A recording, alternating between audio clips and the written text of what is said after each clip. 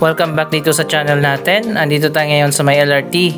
Sasakay tayo dito at pupunta tayo sa pinakadulo. At nandito na nga tayo sa Dr. Santos Station sa Parañaque.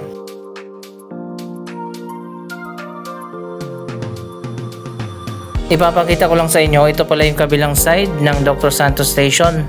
May malawak na vacant area dito.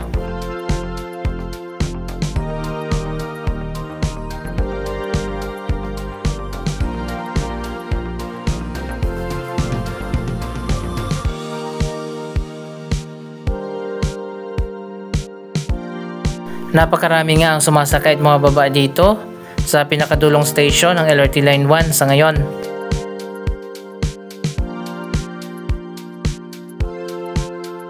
Hindi nga naitayo yung tatlo pa sanang station na diretsyo na ng Bacoor, Cavite. Kaya sa ngayon hanggang dito lang muna sa may Dr. Santos Station sa may Parañaque ang dulo ng LRT.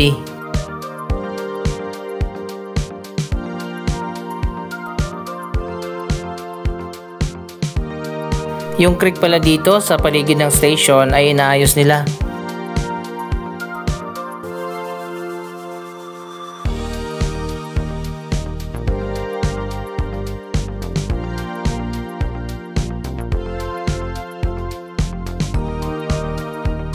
May pinatayo nga na maliit na tulay para daanan ng mga commuters papunta dito sa station dahil nga merong creek sa harap nito.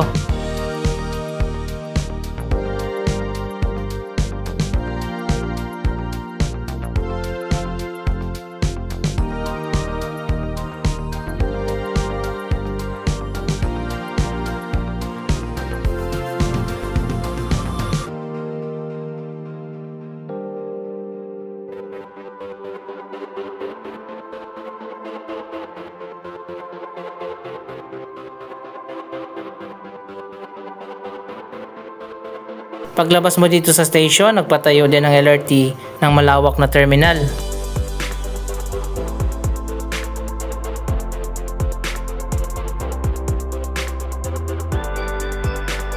Dito na ngayon ang sakayan ng iba't ibang mga public utility vehicles, katulad ng mga jeep, modern jeepney, pati na ang motorcycle for hire.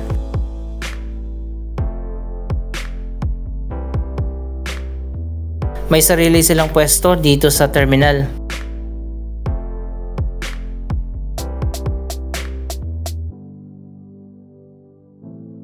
Malawak din itong mga vacant areas sa paligid ng terminal.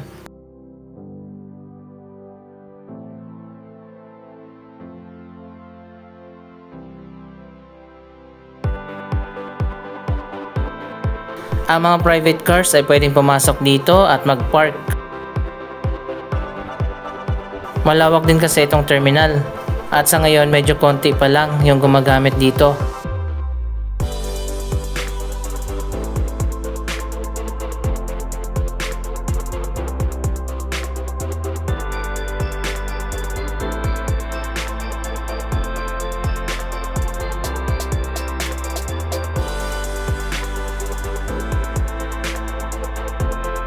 Para sa mga taga Parañaque, kapag sobrang traffic, pwede silang mag-park dito at sumakay ng LRT.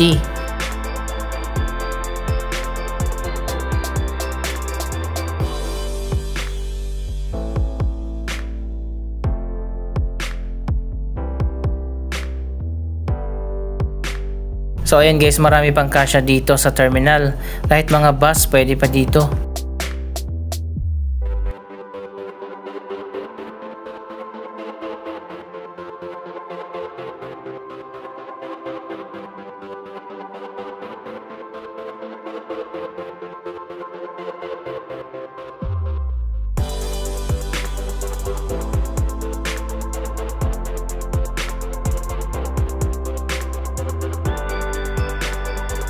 Para sa mga hindi pa nakapunta dito sa dulo ng LRT, ipapakita ko sa inyo ang pinakadulo nito at ang mga nearby areas. Paglabas nyo dito ay C5 extension.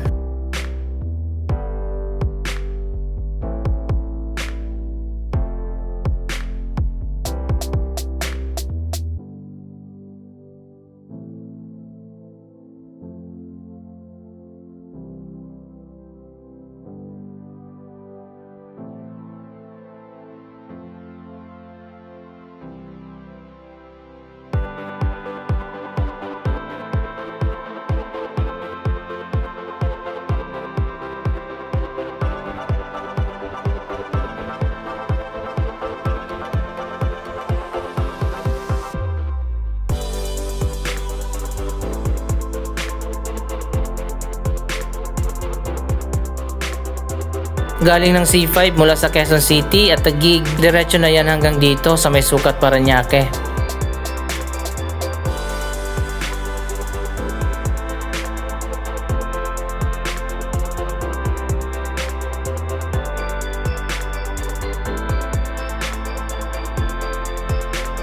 Dito nga lumiko yung linya ng LRT, papunta na sana yan ng Las Piñas area. Kaso hindi na nga maituloy ang linya ng LRT dahil mas nauna na nga na nagpatayo ng flyover ang DPWH sa ruta sana na dadaanan ng LRT Line 1. May mga development na rin dito sa mga surrounding areas, katulad ng Amvel Business Park.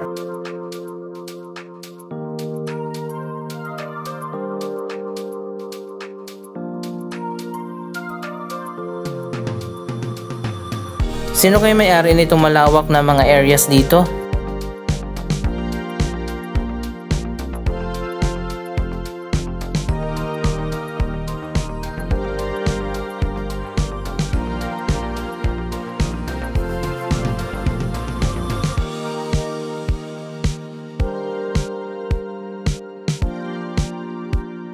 So ayan guys, hanggang dito lang yung linya ng LRT Line 1. Sa unahan nga nito ay meron na ngang flyover dyan. Kaya naman hindi na itinuloy ang LRT hanggang sa Bacoor, Cavite. Nadadaan ng Las Piñas at Zapote.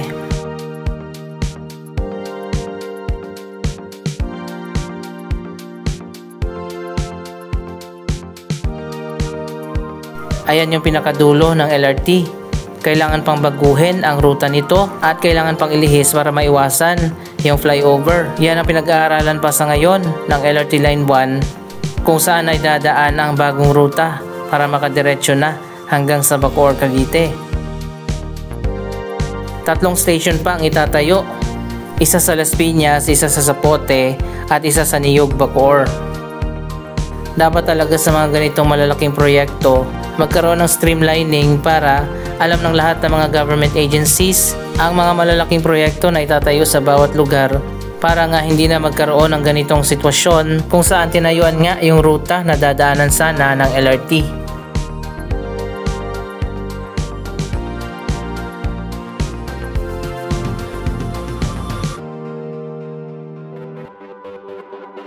Ang Dr. Santos Station ng LRT ay malapit lang sa SM City Sucat. Mamaya pupunta tayo dyan.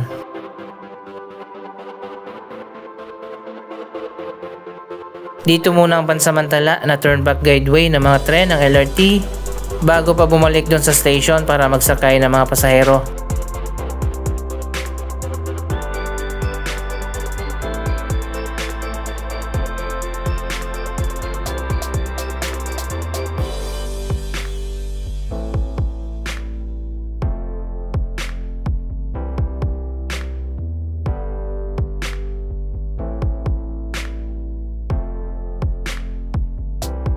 Ito yung karugtong ng creek na dumadaan doon malapit sa train station. Dito naman mataas na yung pader. Siguro umaapaw itong creek kapag malakas ang ulan.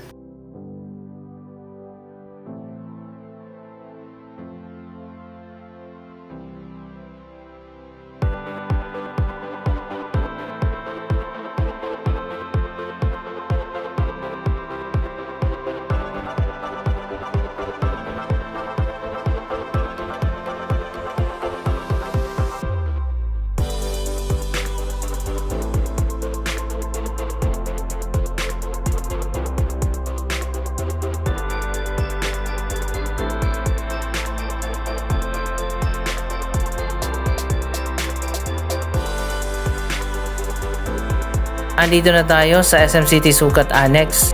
Para sa mga hindi familiar dito, dalawa ang building ng SM City Sucat.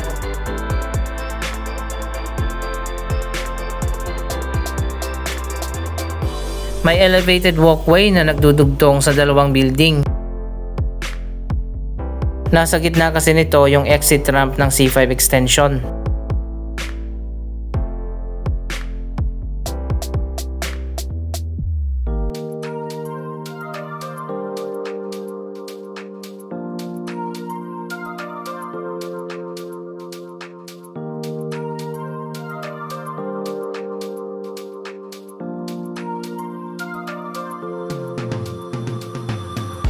Medyo maliit lang itong annex building kumpara doon sa main building. Pero hindi na tayo pupunta doon. Pwede kayo mamasyal dito sa SM City Sucat gamit ang LRT Line 1 dahil malapit nga lang dito yung station.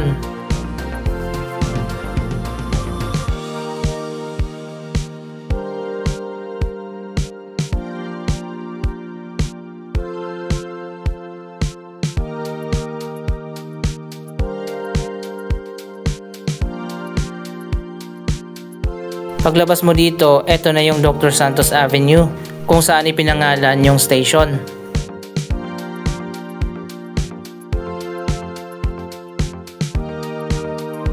Mula dito sa SM Sucat Annex, konting lakad lang. Pero medyo malayo pa yung lalakarin papunta doon sa station na nasa gitna.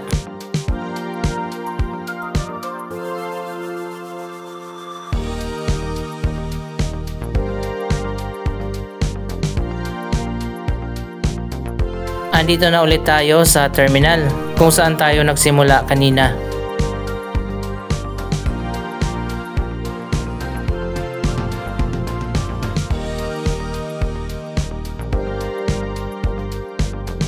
Dapat siguro may mga convenience store dito.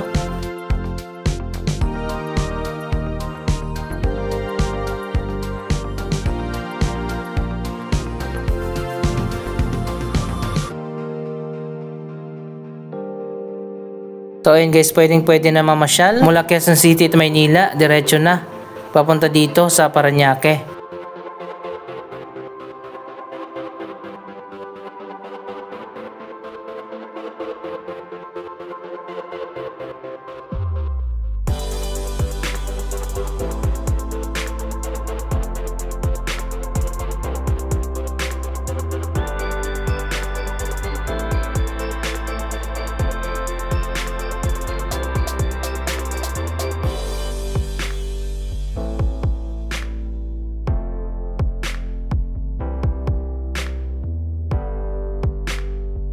So ayan, inikot nga natin itong buong area. Mula dyan, pumunta tayo sa terminal at umikot tayo dito sa may C5 extension hanggang dun sa dulo ng LRT.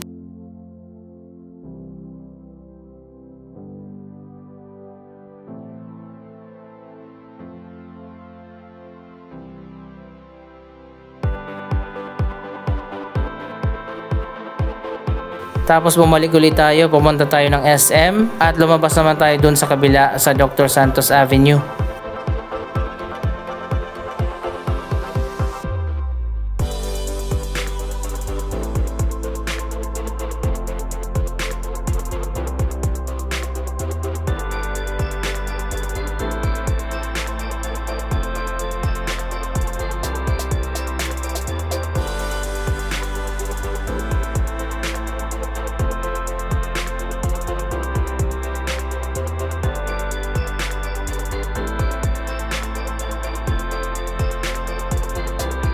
Sana yung mga lumang station din ng LRT ay ma-renovate mula Baclaran hanggang sa Monumento.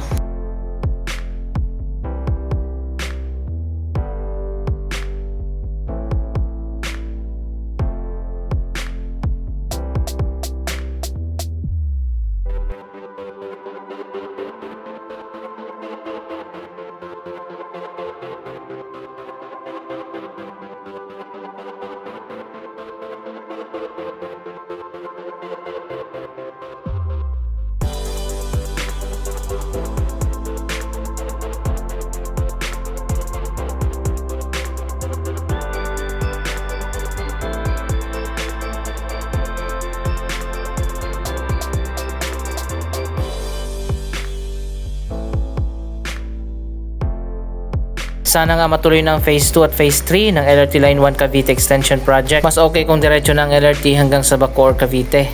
Anong masasabi nyo sa balitang ito? Mag-comment lamang dyan sa baba ng inyong mga reaksyon. Maraming salamat sa inyong panonood. Huwag kalimutan na i-share ang video ito at mag-subscribe para sa daily updates. Thank you for watching.